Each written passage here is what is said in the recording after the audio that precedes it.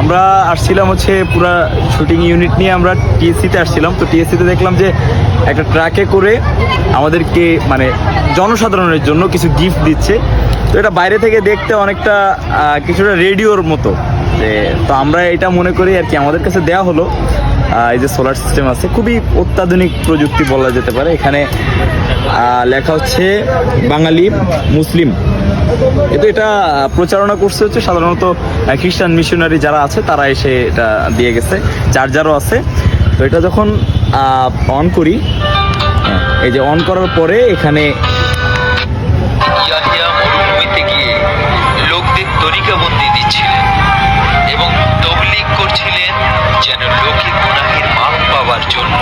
মানে আমরা এটা নিয়ে আমরা যেটা দেখতে পারলাম সেটা হচ্ছে যে তারা খুব সূক্ষ্মভাবে তাদের খ্রিস্টান মিশনারির যে কাজগুলা সেগুলা তারা পরিচালনা করতেছে। এবং এতে আমার মনে হয় যে কোটি কোটি টাকা বিনিয়োগ আছে, কারণ সারা বাংলাদেশের বিভিন্ন জায়গায় উৎসুক মানুষ যে হয় এটা কি দিচ্ছে আসলে, এটা নিতে গিয়েও কিন্তু এইগুলা নিচ্ছে এবং শুনতেছে।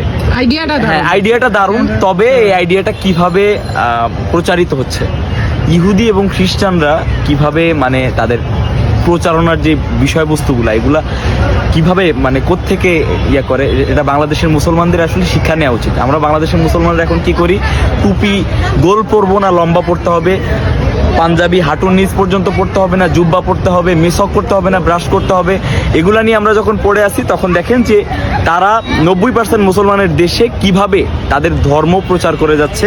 এবং খুব ভালোভাবে এখানে আমার মনে হয় যে 95% থেকে 100% মানুষই যারা মুসলমান তারা এটাকে নিচ্ছে এবং তারা শুনতেছে, পজিটিভলি অ্যাকসেপ্ট করতেছে এবং তারা নিজের অজান্তেই তারা কিন্তু বাইবেল শুনতেছে। তো বাংলাদেশের মুসলমানদেরকে প্রতি অনুরোধ থাকবে যে আপনারা আপনাদের জায়গা থেকে অনেক সুযোগ আছে নিজেদেরকে বা ইসলামটাকে প্রচার করার, আপনারা সেই সুযোগটাকে হারায় ফেলতেছেন। আপনারা হচ্ছে ইসলামটাকে শুধুমাত্র মসজিদের ভিতরে করে ফেলতেছেন নির্দিষ্ট একটা সময়ের জন্য, 5 ওয়াক্ত নামাজের সময় ইসলামটাকে করে ফেলতেছেন, বাকি সময় আপনারা খুবই নিজস্বতাবাদ প্রচারণায় ব্যস্ত। সকলের প্রতি অনুরোধ থাকবে আপনারা নিজের ধর্মের ব্যাপারে সহানুভূতিশীল হন।